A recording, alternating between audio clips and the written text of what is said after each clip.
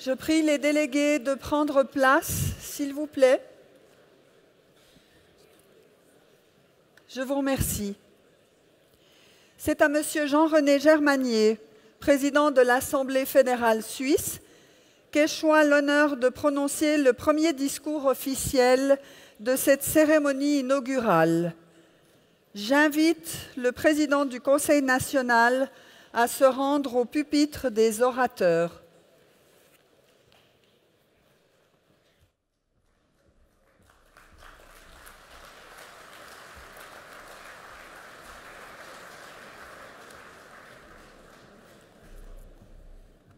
Madame la Présidente de la Confédération, Monsieur le Secrétaire général de l'ONU, Monsieur le Président de l'Union interparlementaire, chers collègues parlementaires, Monsieur le Secrétaire général de l'UIP, Excellences, Mesdames et Messieurs, en ce dimanche 16 octobre 2011, tous les chemins mènent à Berne. Les délégations parlementaires de 130 pays, réunissant plus de 1400 membres, ont gagné la ville fédérale à l'invitation du Parlement suisse. En vérité, la 125e Assemblée de l'Union interparlementaire confère à notre petite capitale politique le statut de capitale des parlements du monde. Pour 3 jours seulement, je rassure tout de suite la présidente de la Confédération, Mme Micheline Calmiret, ainsi que le secrétaire général de l'ONU, M. Ban Ki-moon. Berne ne compte pas rivaliser avec la ville internationale de Genève. Mais Berne a le sens de l'histoire. Son maire, Alexander Tchepet, ne me contredira pas. Berne a été le premier siège de l'UIP et le conseiller d'État bernois, Charles-Albert Goba, a dirigé pendant 17 ans l'organisation depuis son bureau de la vieille ville de Berne. Et lorsque le politicien francophone du canton de Berne reçoit en 1909 le prix Nobel de la paix pour son engagement en faveur de la démocratie et de la protection des droits de l'homme, Berne a été honoré et c'est toute l'action de l'UIP qui s'est vue légitimée. Notre petite capitale se souvient aussi avec émotion de sa fierté à la 4e Assemblée de 1892 qu'elle a accueillie après Paris, Londres et Rome. Les 107 délégués à l'époque de 13 États siègent alors dans l'ancienne salle du Conseil national. C'est là qu'ils élisent Charles-Albert Goba, secrétaire général et directeur du bureau de l'UIP. 32 ans plus tard, les 211 délégués de 26 États de la 22e Assemblée de l'Union interparlementaire sont invités à se réunir dans le nouveau palais du Parlement. Ils discutent de désarmement et du contrôle parlementaire sur la politique extérieure des États. Le Parlement suisse reçoit les 41e assises de l'UIP une dernière fois dans la salle du Conseil national en 1952. Les 294 délégués de 34 États évoquent en particulier l'idée d'un Parlement mondial. Chers délégués, le Parlement suisse a su attendre son heure. Il ne pouvait pas manquer de marquer la 125e Assemblée de l'UIP. Après avoir reçu la conférence des présidents l'an dernier, c'était à Genève. Ce jubilé est l'occasion rêvée de renforcer nos liens et je vous souhaite à toutes et à tous une conférence fructueuse dans le Palais des Congrès de Berne. En marge de vos débats, vous allez pouvoir prendre le pouls de la démocratie helvétique, car nous sommes en pleine campagne électorale. Nous fêtons aussi cette année le 40e anniversaire de l'élection des premières femmes aux chambres fédérales. Vous pourrez aussi rencontrer une très vaste palette de personnalités. Je citerai par exemple Bertrand Piccard, l'inventeur de l'avion solaire Solar Impulse, George Sampaio, le haut représentant de l'ONU pour l'Alliance des civilisations, ou encore Cheikh Sidi Diarra, haut représentant de l'ONU pour les pays les moins avancés. Mais pour l'heure, je vous invite toutes et tous à découvrir notre palais du Parlement fraîchement rénové lors de la réception que nous allons avoir ce soir. Merci à chacune et chacun d'avoir fait le voyage de Berne. Par votre présence, par votre précieuse contribution au Parlement des parlements, vous écrivez un nouveau chapitre dans la longue et belle histoire des liens entre la Suisse et l'Union interparlementaire. Je vous remercie.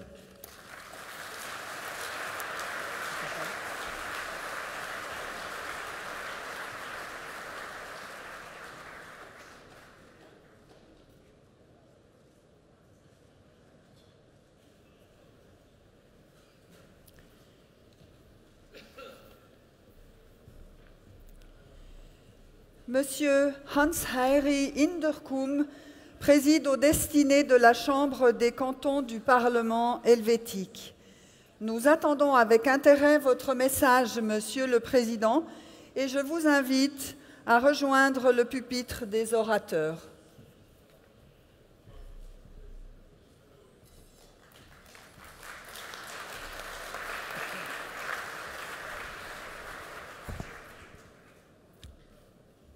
Madame la Présidente de la Confédération, Monsieur le Secrétaire général de l'ONU, Monsieur le Président de l'OIP, Monsieur le Président du Conseil national, Monsieur le Secrétaire général de l'OIP, Monsieur le maire de Berne, chers collègues parlementaires, Excellences, Mesdames et Messieurs, je suis très honoré de prendre la parole en ouverture de cette 125e Assemblée de l'Union interparlementaire. Je salue la contribution de l'Organisation des parlements entre les États du monde au respect des droits de leurs habitants et à leur développement.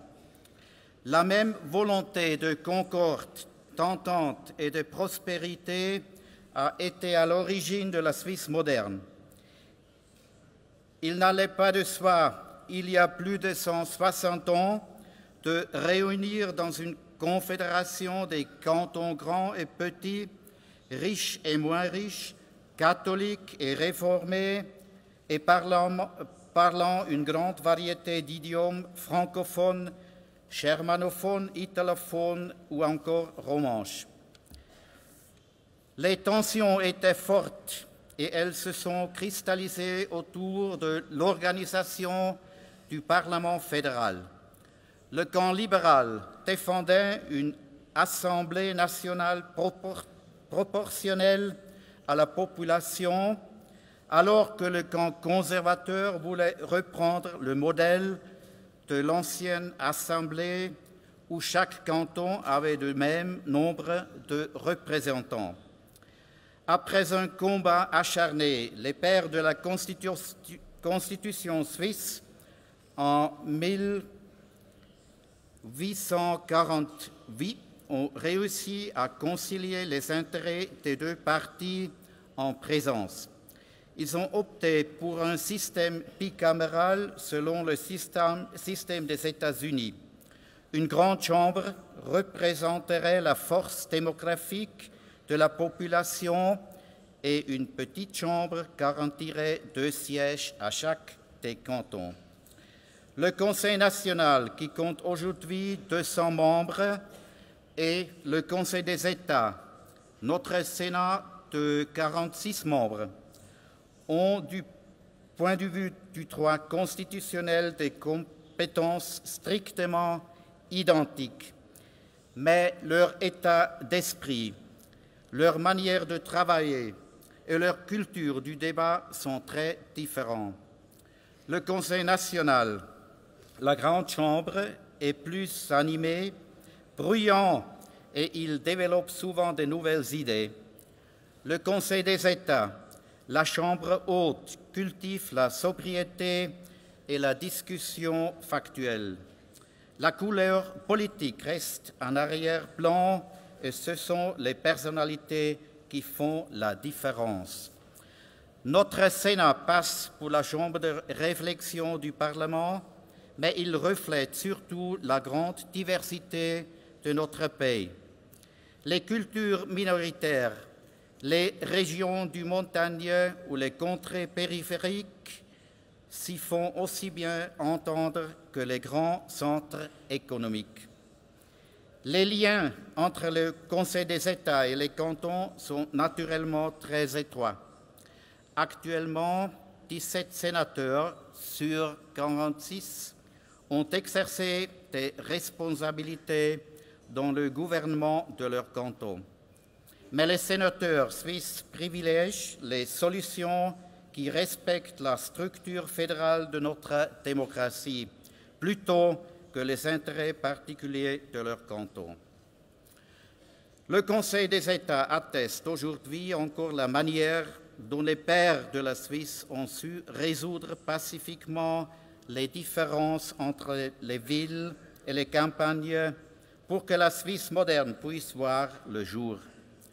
Je suis convaincu que notre système bicaméral a de l'avenir car il assure la cohésion du pays. De même, je suis confiant dans l'essor de l'Union interparlementaire car son apport au dialogue international et à la réalisation des objectifs de l'ONU est irréplaçable. Je vous remercie de votre attention.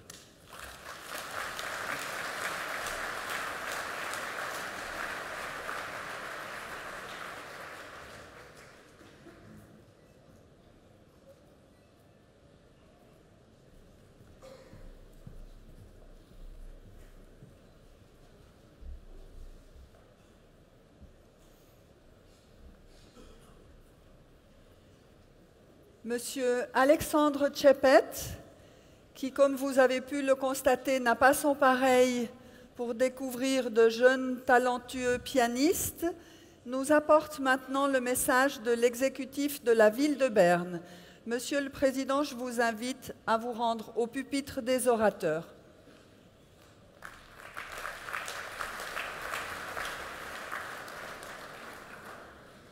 Excellencies and friends, dear members of parliaments all over the world, good evening and welcome to the most beautiful city on earth.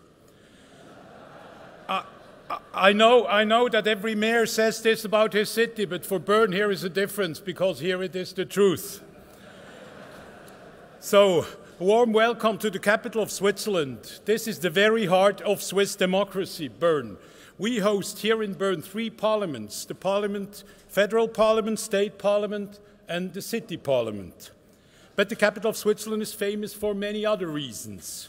So the old town of Bern was among the first places on earth to receive the UNESCO World Heritage label, together with Taj Mahal or Machu Picchu. One of the oldest United Nations organizations is located in Bern, the Universal Postal Union. In the old town, you also find the Einstein House, the house where Albert Einstein lived at the beginning of the 20th century and where he developed 60% of his most revolutionary theories about theoretical physics. Berlin, Jerusalem, Princeton, they all celebrate Einstein. But the city most entitled to celebrate Einstein is the city of Bern. The theses about relativity were written in this one-bedroom apartment, which still exists in its original condition. They say we realized early enough how famous he is, but don't worry, we were just too slow to renovate this apartment fast enough. So that's why it's still the same looking as 100 years ago. But today's scientists are not bad either. The University of Bern's climate research enjoys an excellent reputation worldwide. One of the world's most famous chocolates, Toblerone, is produced for over 100 years in my city.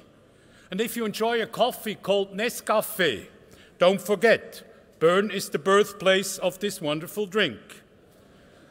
Unforgettable sport events took place in Bern.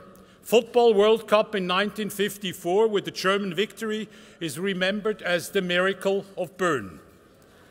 Another miracle happened when 150,000 Dutch supporters doubled our city's population during the Euro 2008, and they drank 8.5 million liters of beer. So, let me give you in 3 minutes just a short view of my city. We have 133,000 inhabitants, female majority. We have 155,000 people working in this city, and 70% of the people who work in this city, 70% are using public transportation. We're a very green city. 55% in our area is still green, and only 45% is urbanized. So that's quality of life. This is our USP. In Bern, we also have still 55 farms with 1,184 cattle, 717 cows, 394 sheep, and 2,402 pigs. We couldn't. You see, this is Switzerland. We count everything, but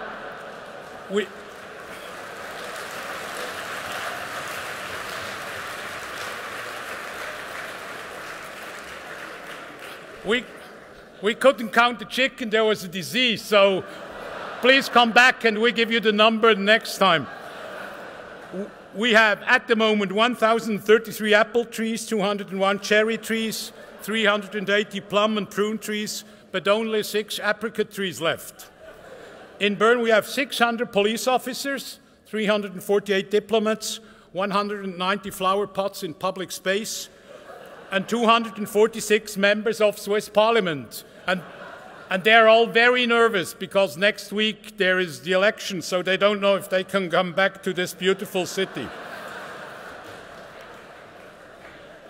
Actually, we have 2,703 dogs. Our dogs, they're all taxpayers, and because they pay taxes in this city, we offer them 1,002 hydrants and 21,713 trees in public space. We have 55,000 private cars and 80,000 bicycles. Bern has also the longest shopping mall on earth. We have 6 kilometers of covered arcades. So if you want to spend your money, be welcome and enjoy the beauty of this city. And to finish, there's a last thing you have to know. People from Bern are supposed to be slower than anybody else. According to a recent international study, this prejudice has proven wrong. The study found out that people in Bahrain and Malawi walk even slower. And if you come back next summer, you will be among the 10,000 urban swingers who swim every day in our river, the Aare, around the Parliament building. So enjoy your stay in Bern and come back. You're very welcome. Thank you.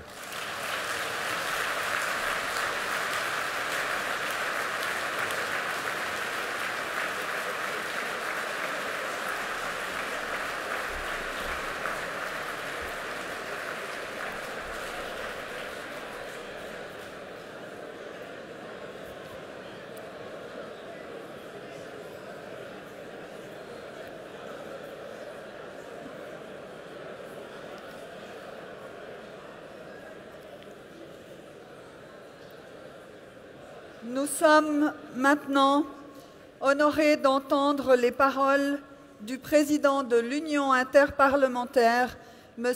Théo Ben Gourirab. J'invite le président de l'Union interparlementaire à se rendre au pupitre des orateurs.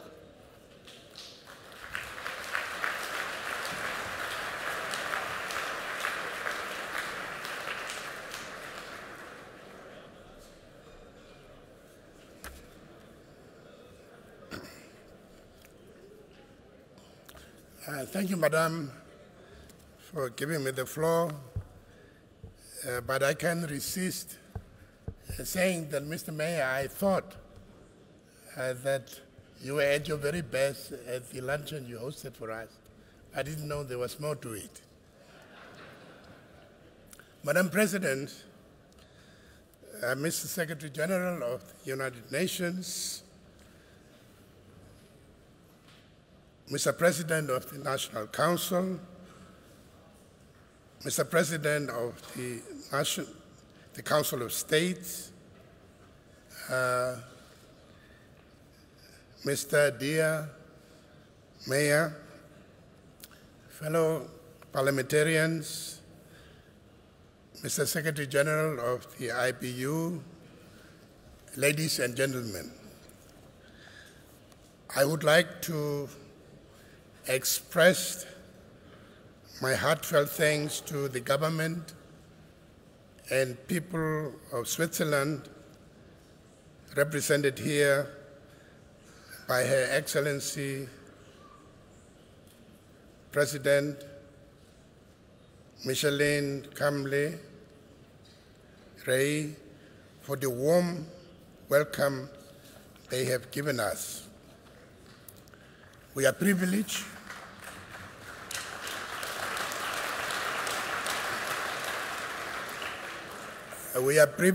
to be in your beautiful Alpine country at a time when the citizens of Switzerland prepare to exercise their democratic right to choose their representatives in Parliament.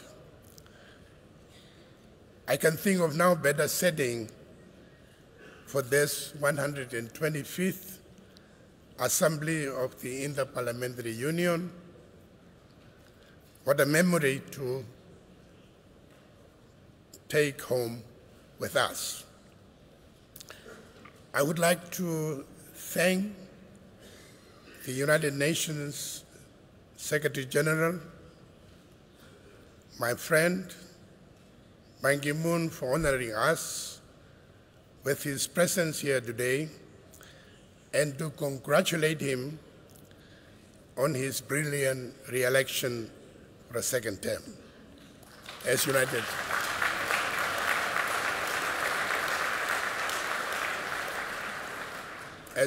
Nations Secretary General.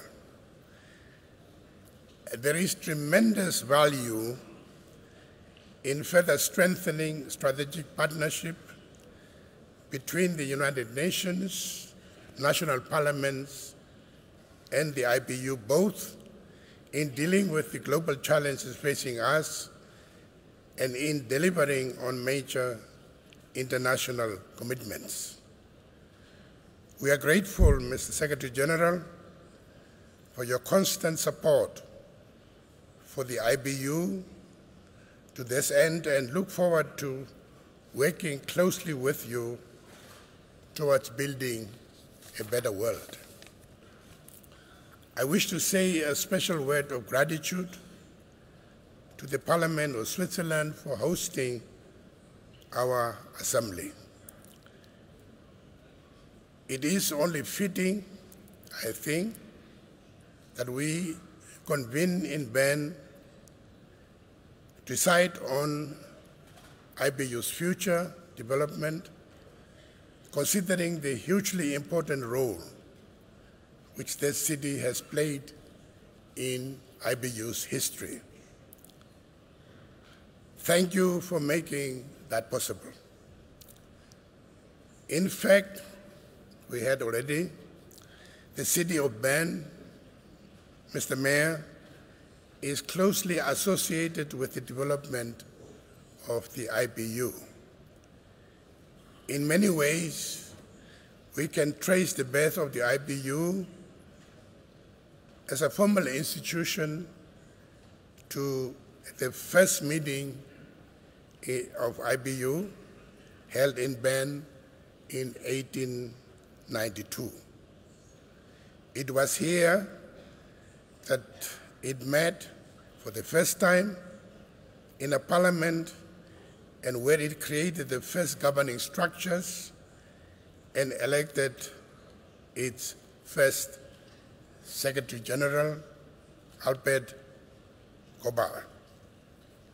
Mr. Goba was an illustrious Swiss scholar and politician from the then canton of Bern, a later Nobel Prize laureate. He gave the name Inter-Parliamentary Union to this organization and played a very important role in its early development. Anders Johnson, our current Secretary General, has been faithful to this heritage.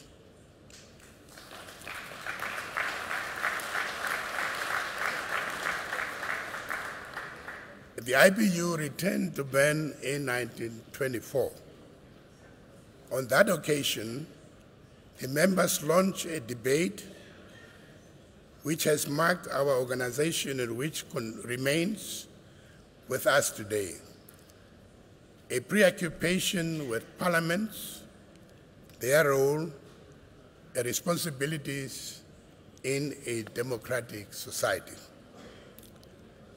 At that meeting, for the first time, the IBU formulated recommendations aiming to strengthen Parliament's oversight of foreign policy. At the proposal of a Swiss Member of Parliament, the IBU also decided to launch a study of parliamentary system. Ever since then, the IBU has consecrated an important part of its time and resources to studying and strengthening the parliamentary institution. The last time the IBU held a statutory meeting in Bern was in 1952. This was a few years after the creation of the United Nations, and not surprisingly, international cooperation and Parliament's part in it were high on the agenda. You may be amused to know, Mr. Secretary General, that on that occasion, members also debated the possible creation of a world parliament. In some ways, this is another debate that remains with us still even today, though the IBU itself has never made it its own course.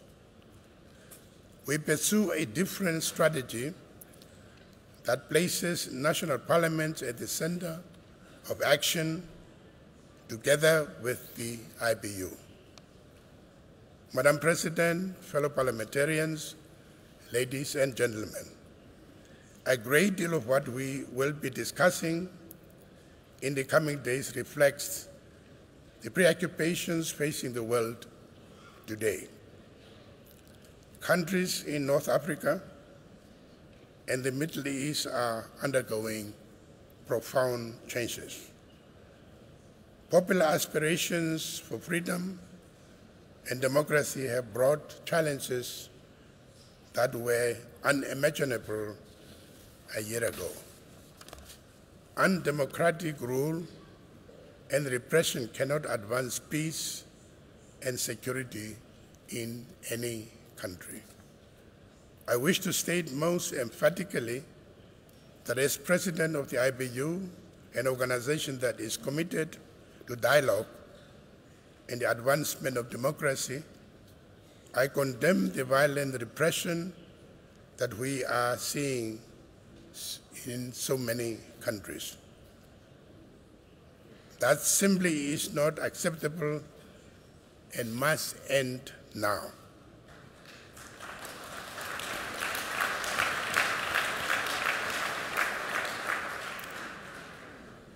It is thus only fitting that here in Bern we will be looking at how to promote and practice good governance as a means of advancing peace and security while drawing lessons from recent events in those countries.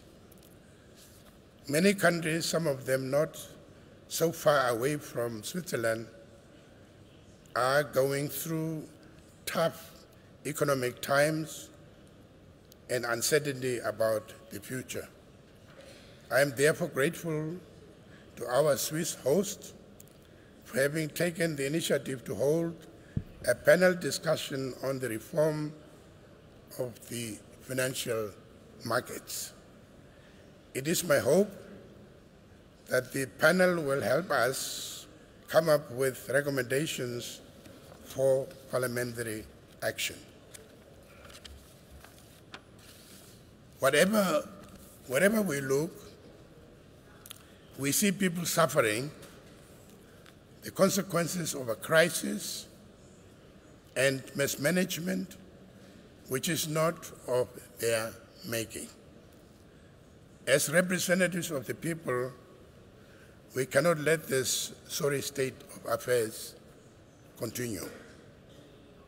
We will also discuss the ownership of the international agendas, successfully tackling today's global challenges demands that we look at the governance of our international institutions, at the arrangements between nations, as well as at some of our processes within nations. Effective international accountability depends on strong, vibrant, local, regional, and national systems of democracy.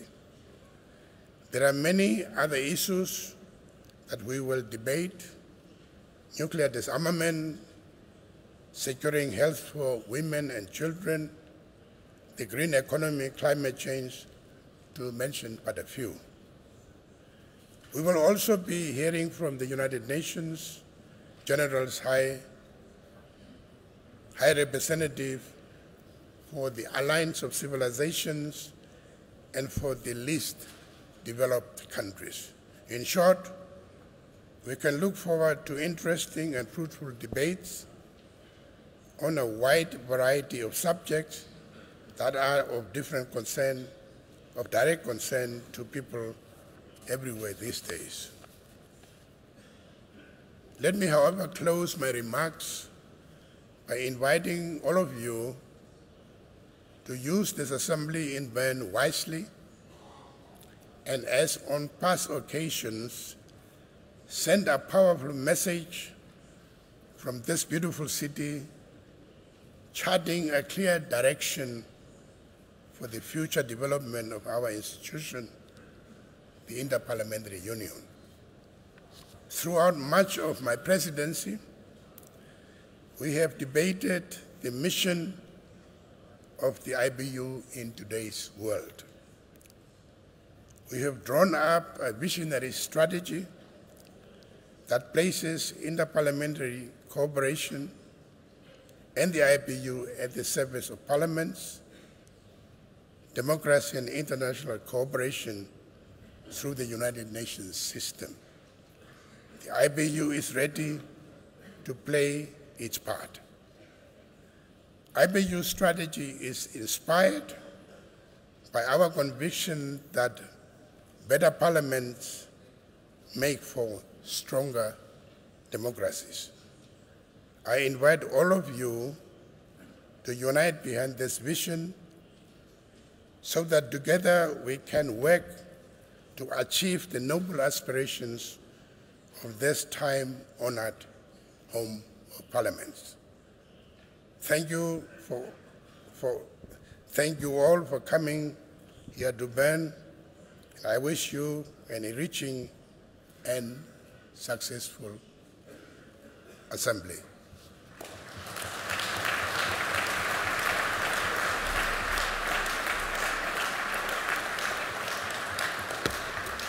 Thank you very much. Thank you very much indeed.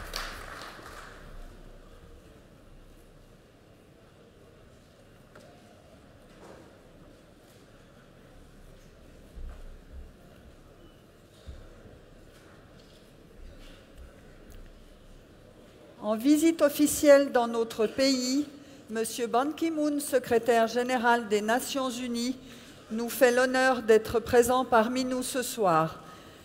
Son allocution est certainement attendue avec grand intérêt.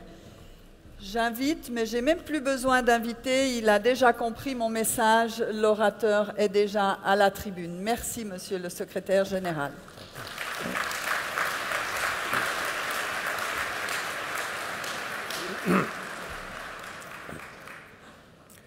Madam President of the Swiss Confederation, Mr. President of the IPU, Mr. Secretary General of the IPU, distinguished speakers, and honorable parliamentarians, ladies and gentlemen. Thank you, Mr. President, for your leadership and very kind words about me and the United Nations. You can count on me in working together with IPU in furthering our collaborative relationship and dealing with all global challenges.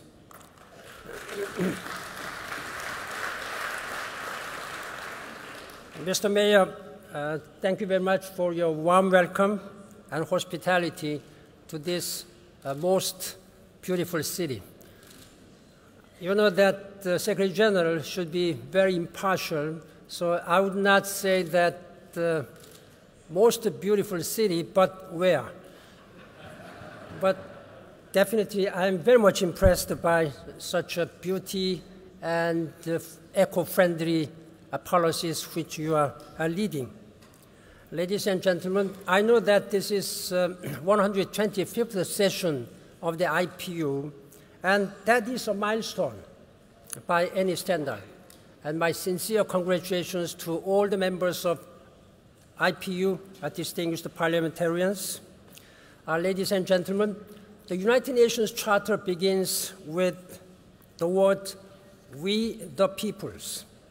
That is why wherever I go, I seek out parliamentarians. You represent the people's voice, the people's hopes, and the people's will. Today, too many of our citizens live in fear. Too many are paralyzed by uncertainty, angry at their diminished prospects. Here in Europe, the governments are grappling with a deep financial crisis. Around kitchen tables and in public squares, people are asking, who will deliver for my family and for my community? Governments everywhere are confronting huge budget deficits. But the biggest challenge is not the deficit in budget. It is a deficit of trust. People are losing faith in governments and institutions to do the right things. Today, I would like to talk about how we can reduce that trust deficit. We can do so through concerted and united action, action that shows a real understanding of the challenges before us. In September at the United Nations General Assembly, I set forth my vision, a generational opportunities for the way ahead.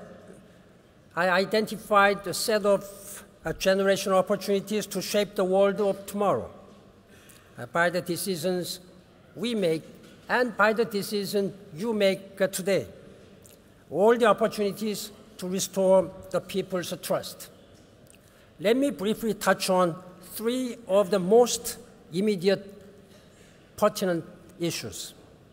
First, sustainable development, the United Nations' top priority for the coming years. Before the end of this month, the international community will welcome the 7 billionth child of our global family. That underscores what I call 50-50-50 challenges. By 2050, the world population will reach 7 billion. By that time, we must reduce greenhouse gas emissions by 50%. By that time, we will see 7 billion people will be living in the big cities, which will create a lot of problems unless if we are prepared. As we look to next year's United Nations Conference on Sustainable Development in Rio de Janeiro, I count on you, parliamentarians everywhere, to help drive progress. In an era of financial austerity, we must be sure our solutions are real solutions, that they make a measurable difference in the daily lives of real people.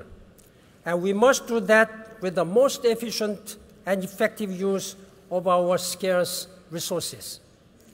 That means connecting the dots between climate change, food crisis, water scarcity, global health issues, women, gender empowerment, and energy shortages. Solutions to one problem must be solutions to all. The world's developing economies are a vital source of global dynamism. With a due emphasis on sustainable development, we can lock in that dynamism for future generations. A second way we can reduce the trust deficit by standing together for democracy, human rights, and peace. This was a year of remarkable advances in terms of fundamental principle of democracy. We heard the people's call in Côte d'Ivoire, South Sudan, in the Middle East, and North Africa.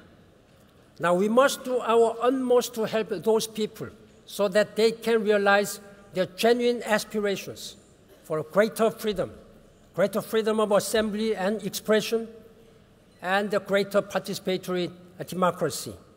And we must help them so that they can realize this transition in a peaceful way. And we must put due emphasis on preventive diplomacy to preserve peace and build healthy democracies elsewhere. Third, the women make up half the world's population. They represent even more of its unrealized potential. In many ways, women are the world's next emerging economy. We must expand the world's women's role in every sphere, and that means in Parliament too. I have been leading by example how we can promote gender empowerment.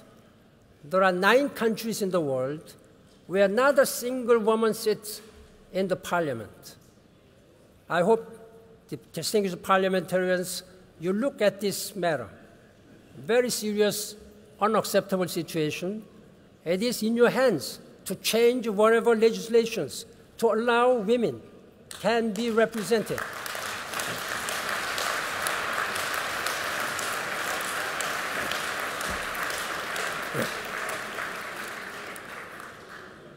Here is a good news. 28 countries now have at least 30% of women representation in Parliament.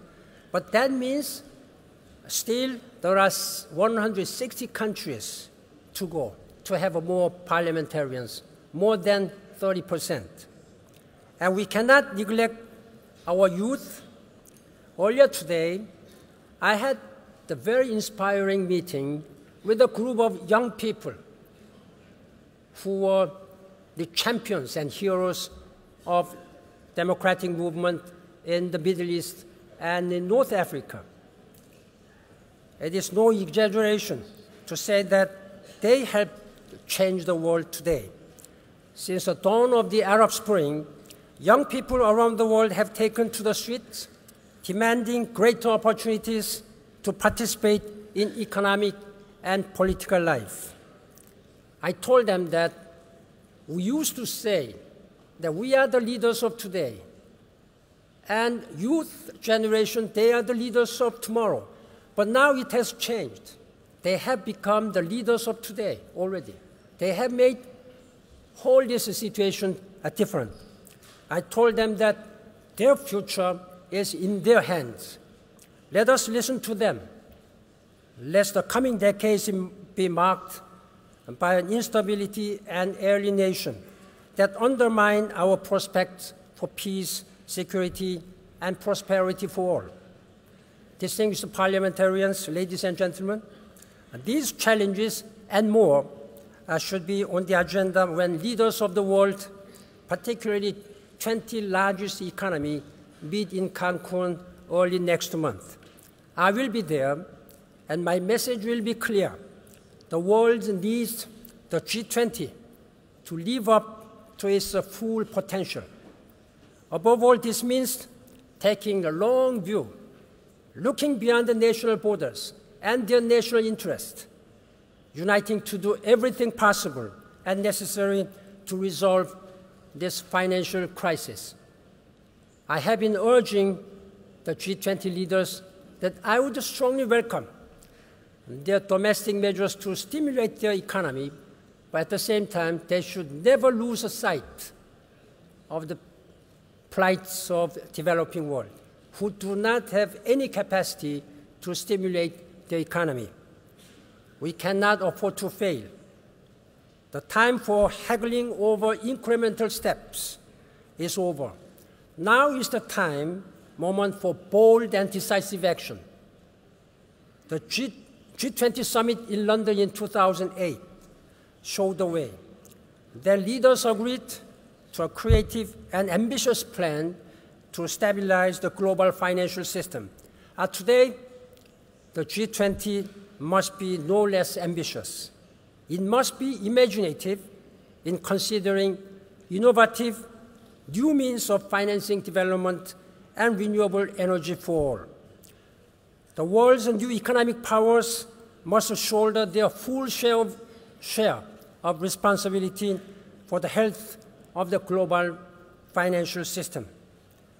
In our new world of constant change and transformation, everyone has something to give and everyone has something to gain. The G20 put development on its agenda last year in Seoul Summit meeting. Now is the moment to advance that pro-poor agenda across the Millennium Development Goals. And again, we have proved that investing in women's and children's health yields outsized returns. Our march to eliminate death from malaria by 2015 is on track. Now is not the moment to give up or slide backwards. And ultimately, we also know this: there can be no sustainable development, no sustainable prosperity for anyone unless we confront the realities of climate change. The leaders of the largest economies, all of them, must rededicate themselves to securing a comprehensive, ambitious climate change agreement. Ladies and gentlemen, 7 billion people are looking to you and looking to us. They look to us for solutions to the world's great challenges.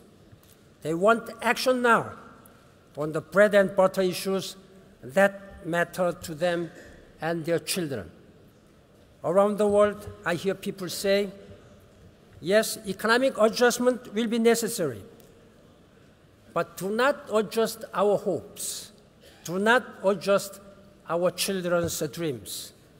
Too often in our public debates, we seem to give the least heed to the people and problems that need us most: the young, the poor, and the planet.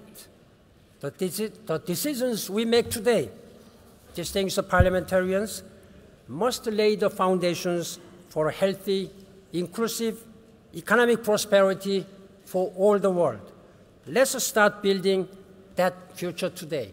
Let us work together, regardless of where you are coming from, looking beyond your borders to make this world better for all. And I count on your leadership and strong commitment. Thank you very much.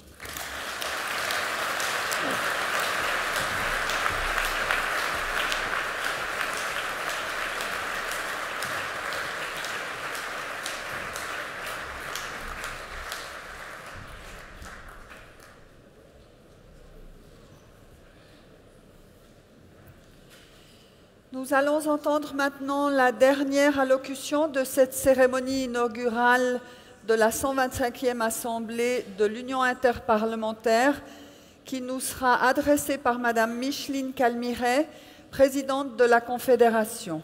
J'invite Madame la Présidente à rejoindre le pupitre des orateurs.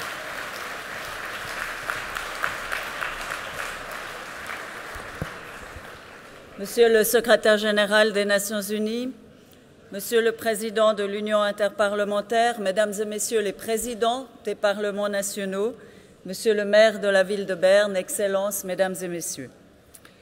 L'Union interparlementaire est un foyer de concertation entre parlements à l'échelle planétaire pour la paix, pour la coopération entre les peuples, pour l'affermissement de la démocratie représentative.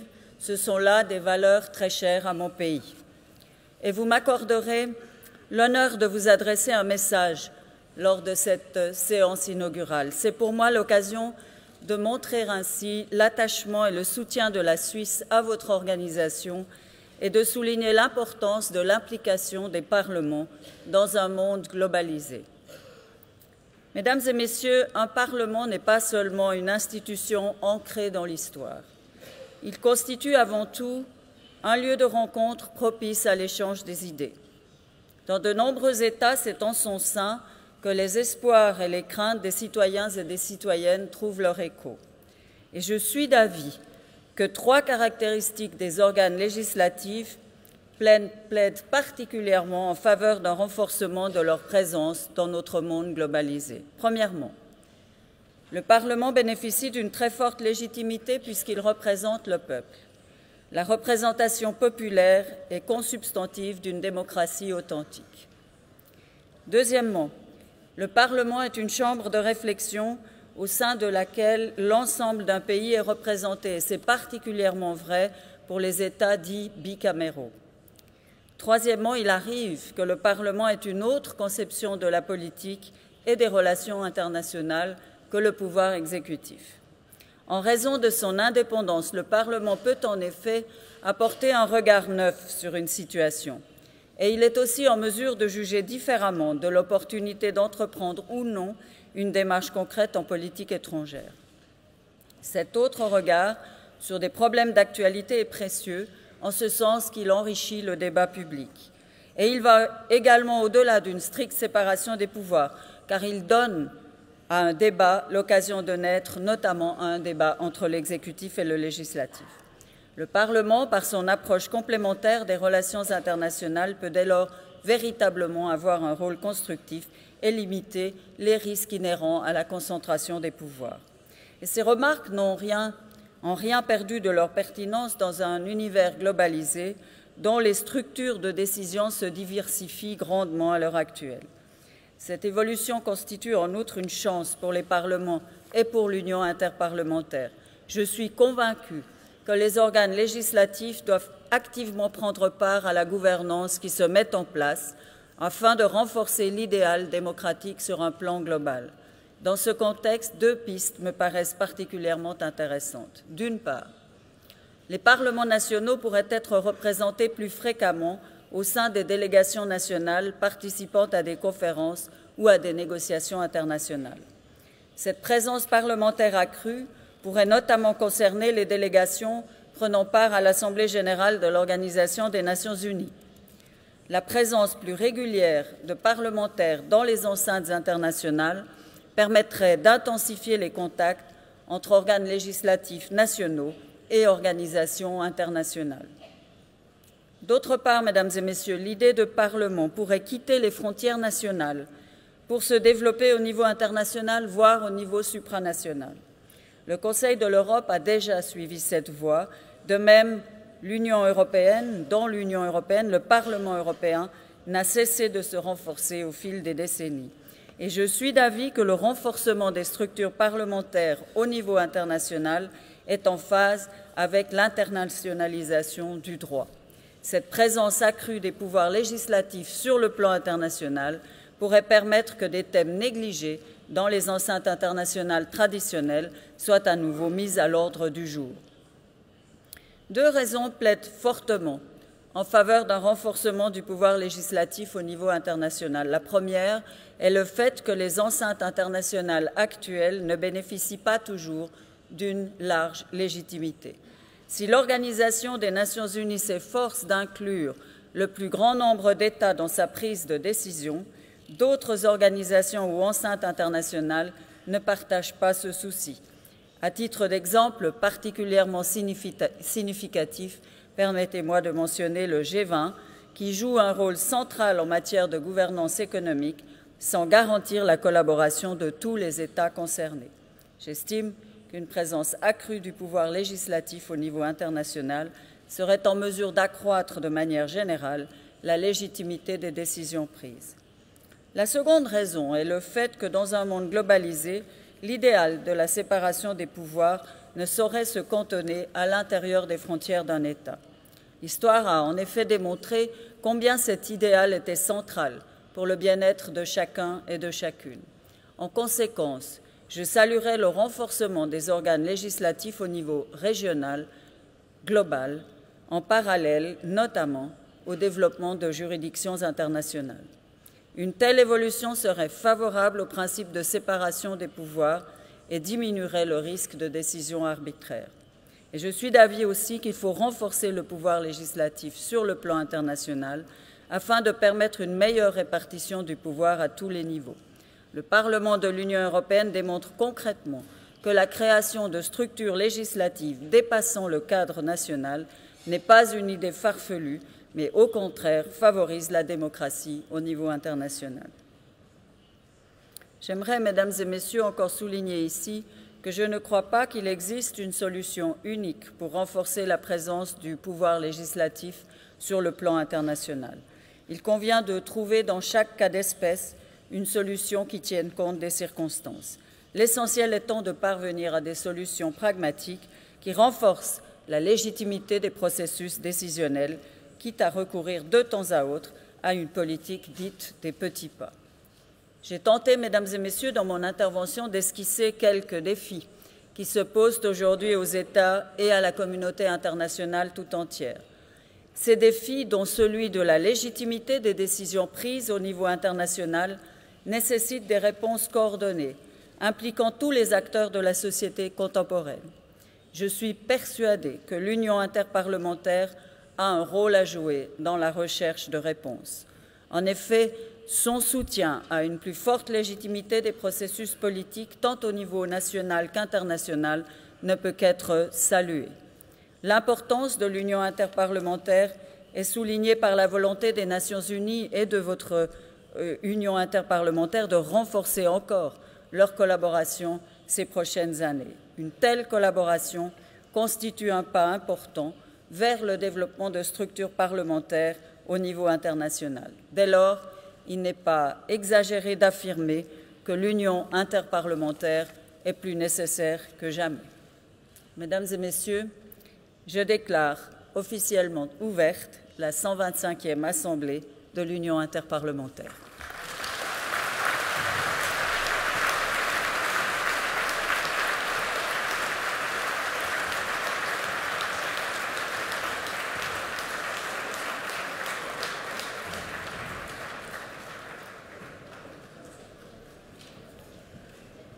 Cette dernière intervention met un terme à votre cérémonie inaugurale, mais je vous prie de rester encore quelques instants à vos places pour entendre quelques informations concernant la suite de votre programme.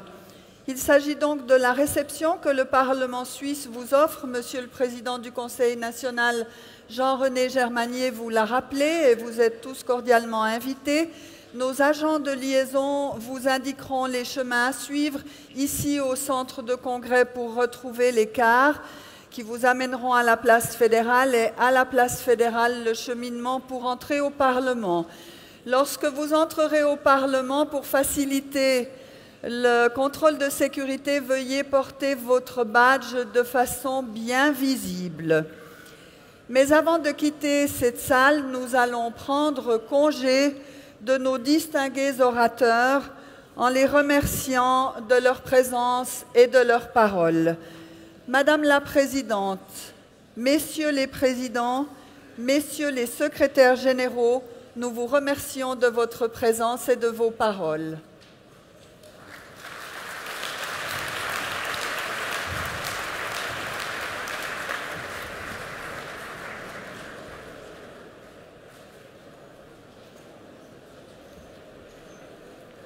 Veuillez patienter encore un instant avant de quitter la salle, s'il vous plaît.